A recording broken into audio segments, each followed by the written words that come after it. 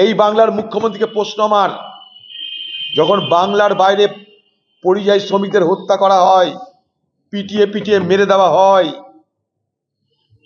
আজকে এই মুর্শিদাবাদের ভগবানগোলার একটা যুবককে মহারাষ্ট্রে মেরে দেওয়া হয়েছে, তখন আপনি রাস্তায় নামেন না? তো তখন আপনার আওয়াজ বেরো না তো মুখ দিয়ে?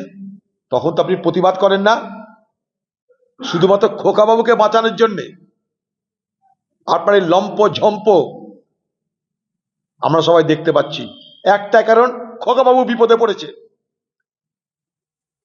কয়লা কাণ্ডে তদন্ত যদি ইডি ঠিকভাবে করে, সিবিআই যদি ঠিকভাবে করে, নিরপেক্ষভাবে, এরাও ম্যানেজ হয়ে যায়।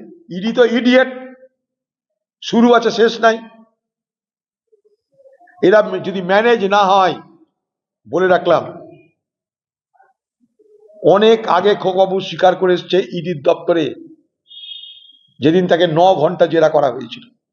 মনে রাখবেন, 2022-23 সালে যখন তাকে 9 ঘন্টা জেরা করা হয়েছিল, সমস্ত কিছু ইডির দপ্তরে সে স্বীকার করে এসছে।